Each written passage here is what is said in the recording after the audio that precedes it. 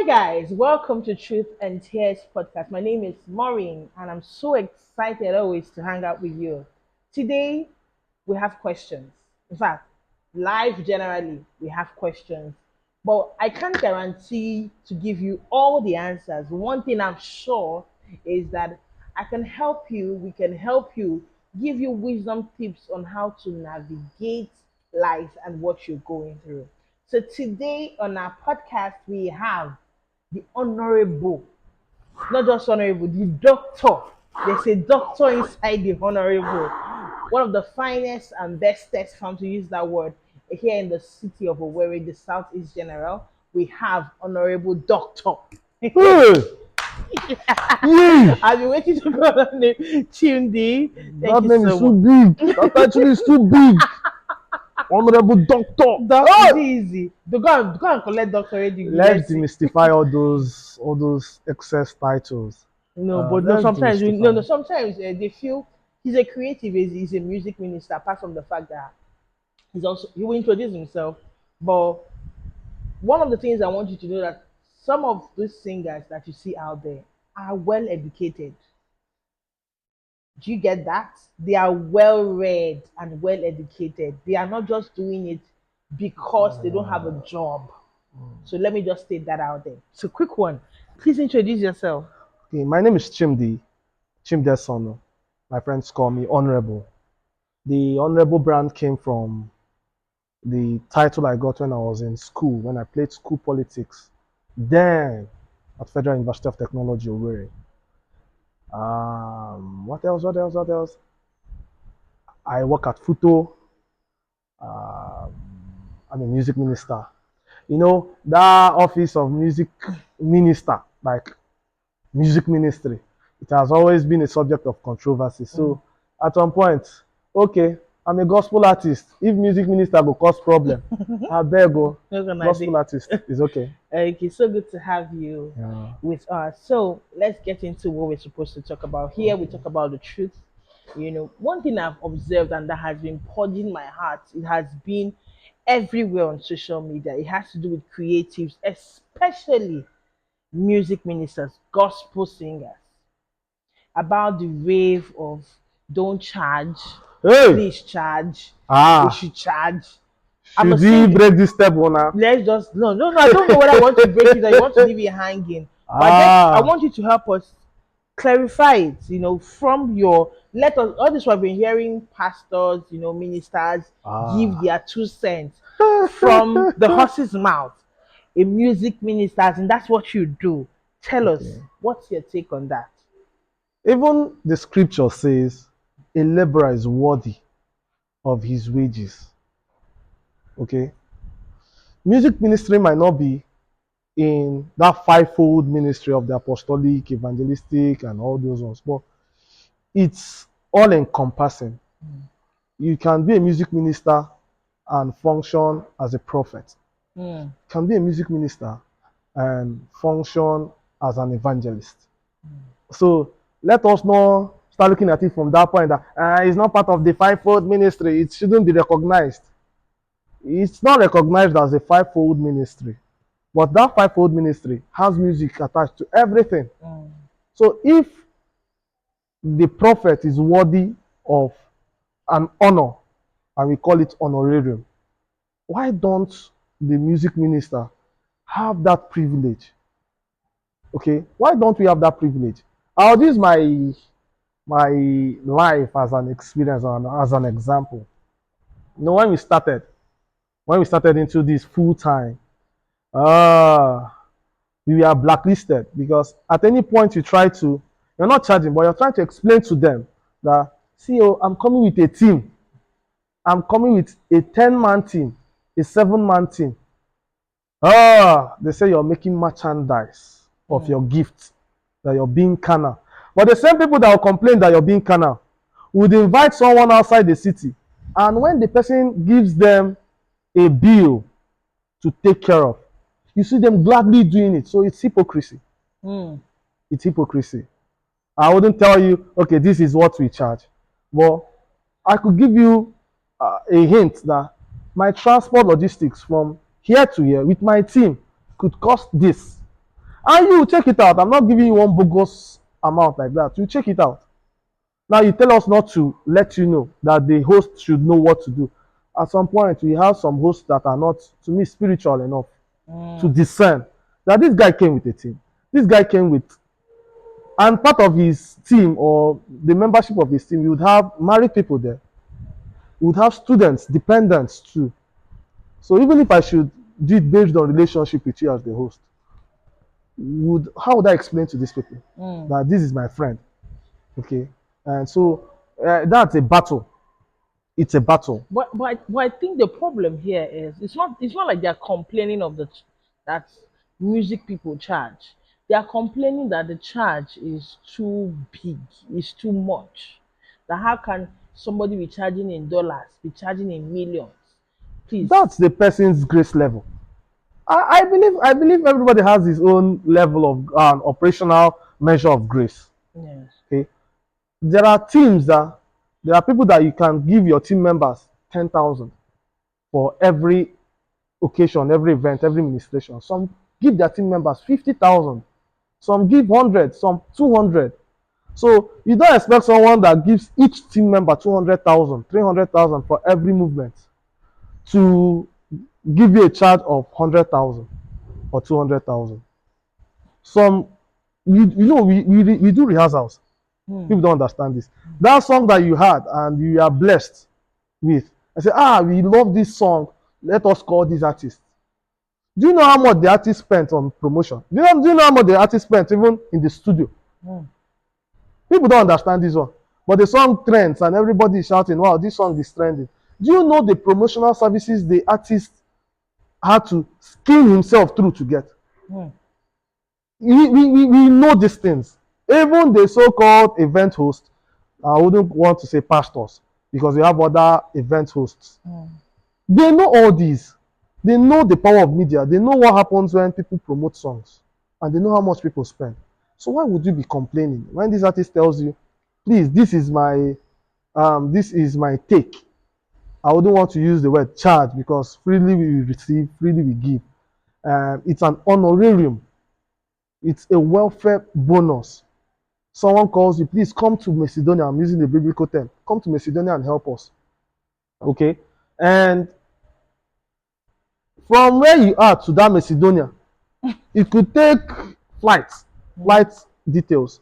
You want the person to go on road because the person is doing ministry, right? Okay. If it requires flight, why don't you take care of the person's flight details? And you don't have, you as the host, you don't have the logistics, required logistics. You're not capable. Your capacity is not that big enough to take care of. Why would you now want to tempt the Lord your God? And when you now invite the person tells you 10 million in quotes, and you check your everything you get for the month in the church is not even up to 100,000. You now resort to coming to social media or coming on social media to rant and start attacking the music minister. That's wrong now. I stumbled on one of the preachings on one pastor. He was saying, okay, the music minister should not charge per se, but as a host, when you go for such programs, they should know. They should know. They should know.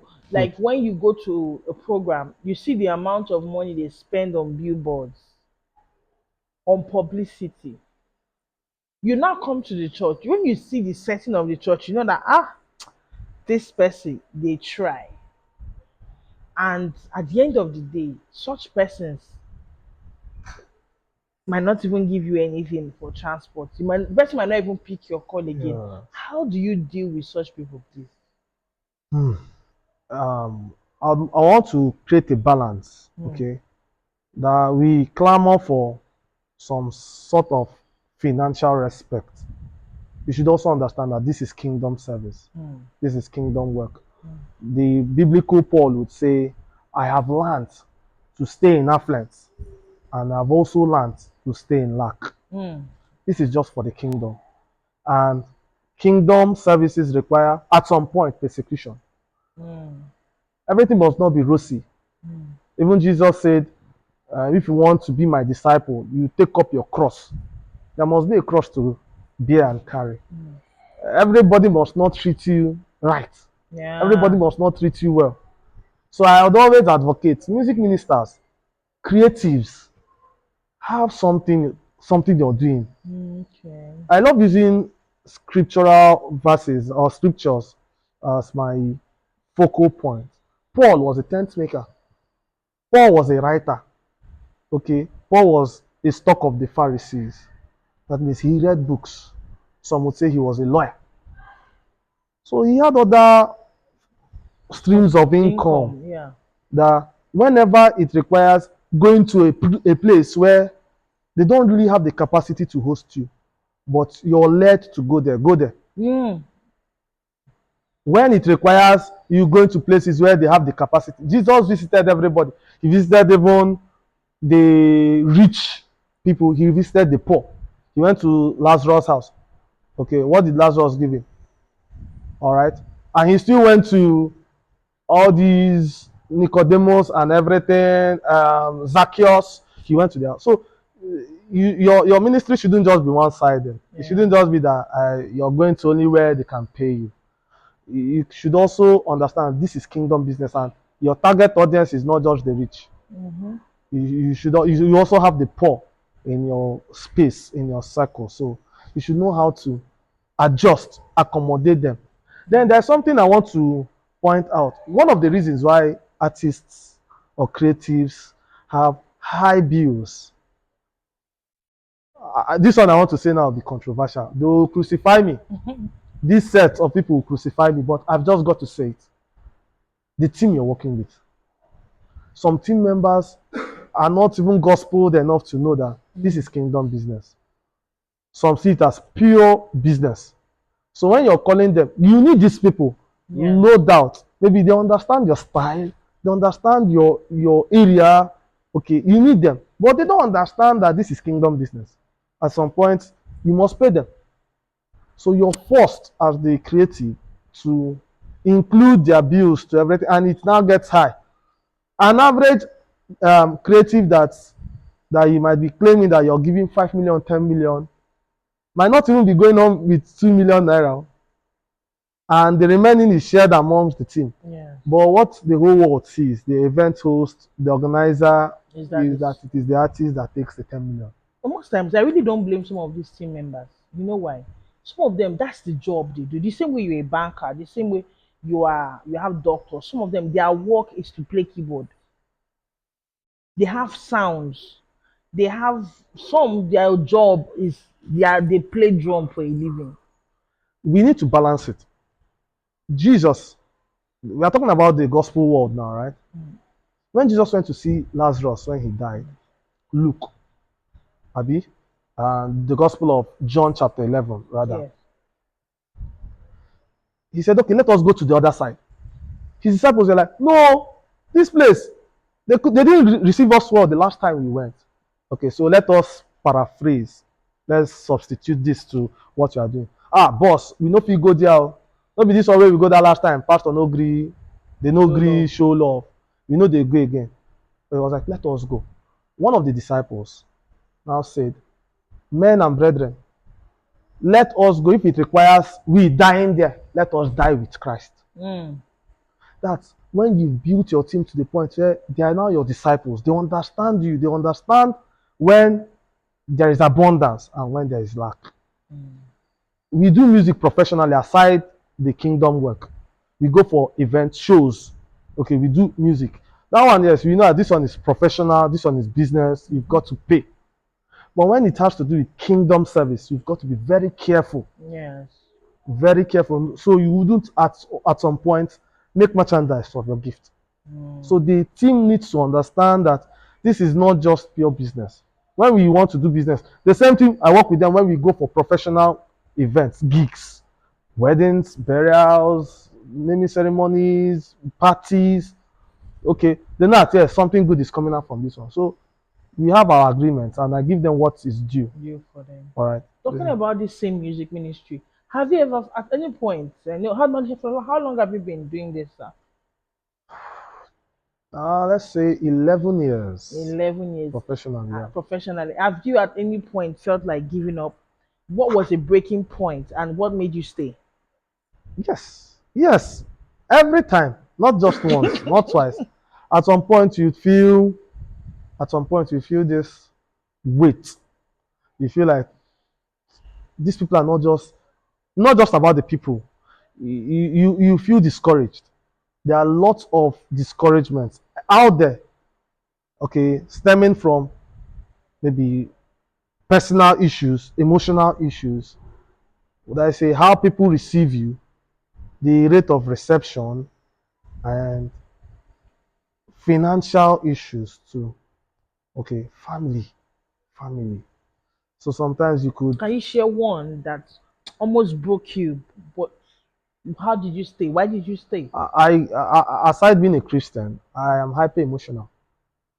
I'm hyper emotional. Things get to me. Okay, I am selfless in my services, but when you don't receive the same vibe, Mm. when you don't receive the same energy, it breaks me. What people need to understand is that music ministers, creatives, are humans. Even Jesus at some point had to tell the Father, at this point, if it's possible, let this thing just pass over. Okay, we are humans. We suffer that. We suffer from emotional issues too. We are living in the same city. You're living, so we are also faced with these economic realities of life. And at some point, example, there's this song that hits your mind. Boom, there's this concept. You're excited in your spirit. You know that God wants you to do something with this. But when you check your pocket, there's nothing. When you check your account, it's not strong enough for such a project. You feel discouraged. Okay, you feel discouraged. You're coming out and people are slandering, people are backbiting, people are gossiping. You know, we're in an era where because you have your data, you can just wake up one morning, Rant. rant, Go to anybody's comment and finish the person. character defamation everywhere. You see character assassination. And they People hide just under the allegedly, allegedly word. because they know that once you want to do anything, they'll say, they use the word allegedly. So everybody, you see people painting you black, okay, and the same people painting you black are those people you call your friends, Mm. acquaintances, okay, colleagues, even in what you do. So at some point you're like, what am I doing? Why are we still killing ourselves doing this? A pastor is calling you for a program, and you heard how the pastor defamed your character, washed you dirty outside, finished you, and tomorrow the person is calling you. But you now have to be like, since it's kingdom work, okay, let us just go. But you know, when you go there, your mind is not there. Mm. You have that injury in your mind. Your heart is punctured because of this person or that person. But you still have to do the job. We've had lots and lots of experiences that have given us that discouragement So what made you stay? because I was not the one that called myself. If I called myself, I would have. The way I for quit now today. Do you understand? But that same person that called you will still be there at some point to cushion the effect. And when you hear mind blowing testimonies from Mm. people, you will know that destinies are attached to what you're doing. There are many people that might not find comfort, healing, deliverance until you come. You might not know.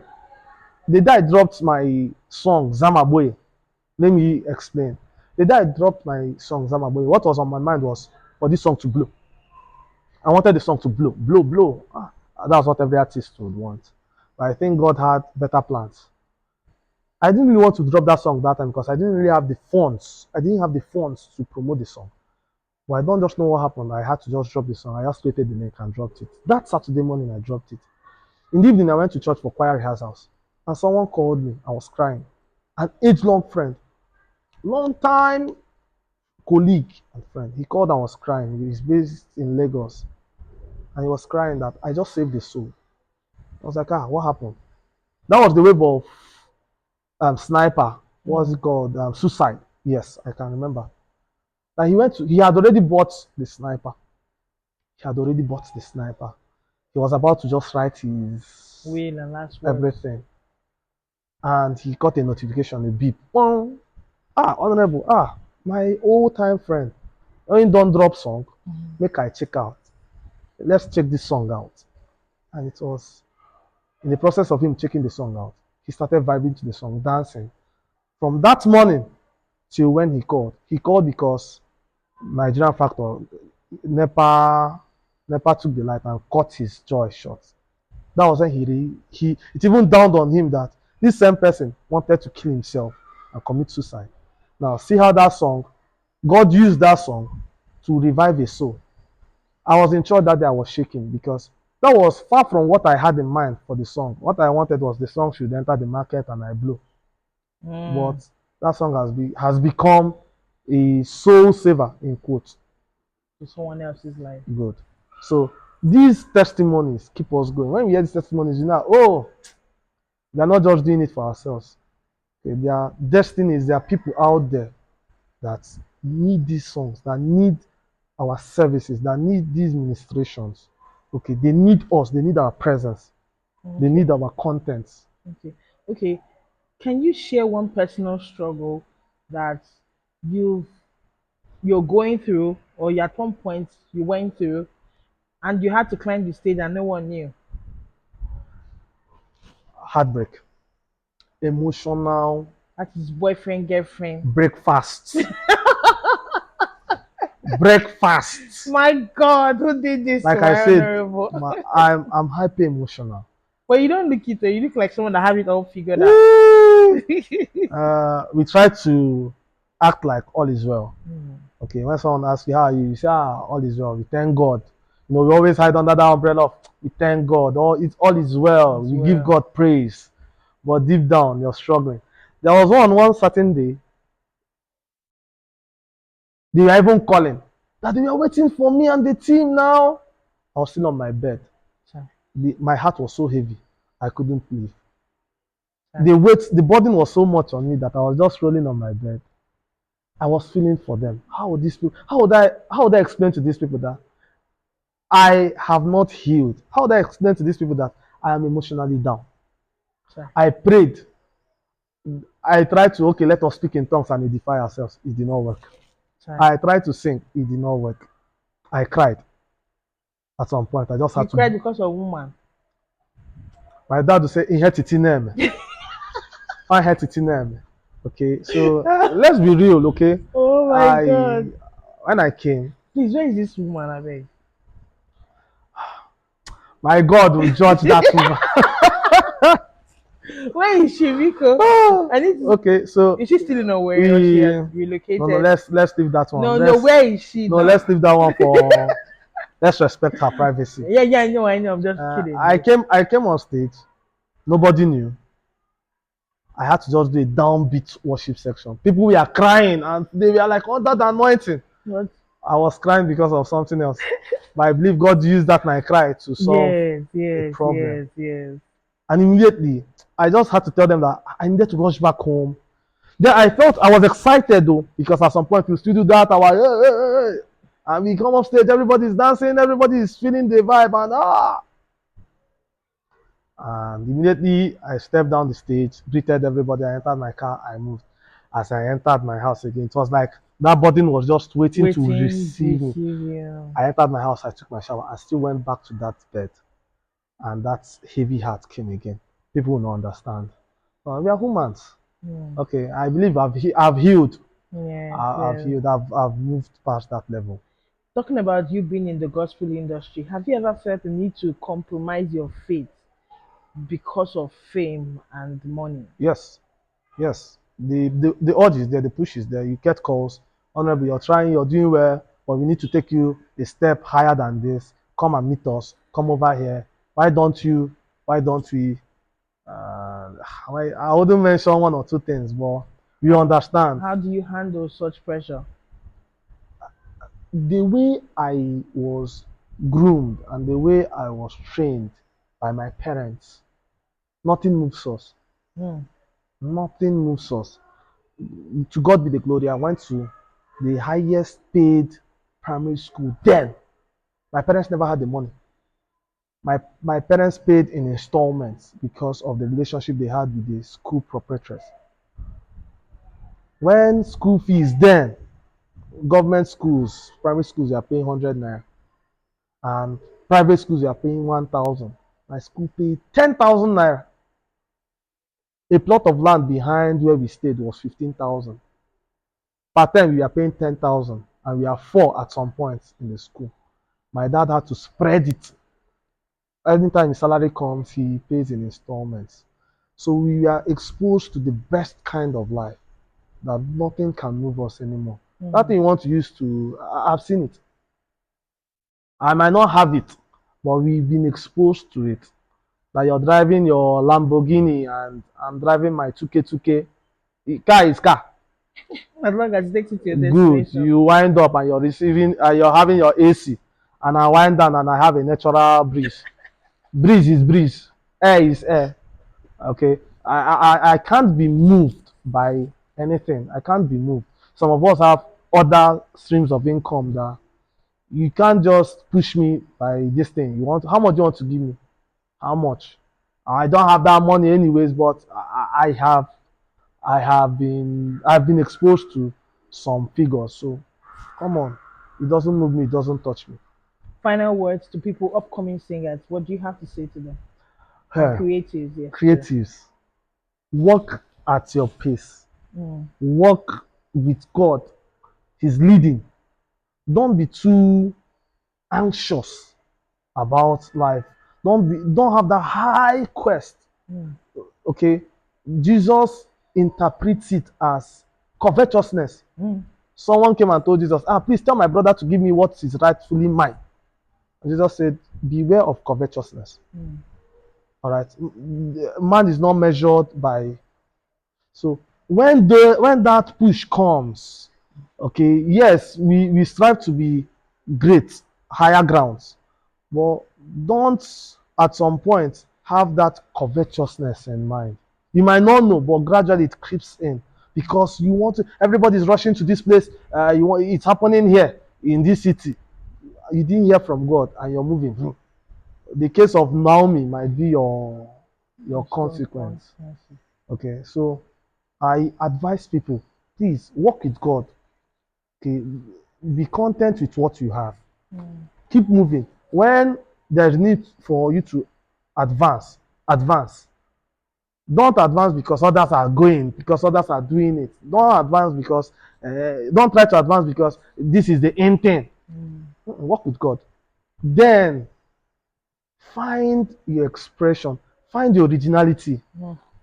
find your find your voice. Discover yourself, discover your voice, discover your originality. Don't rush to the studio because you want to sound like this person. This song is trending. You now want to sound like this person. Most of us have not even discovered our originality.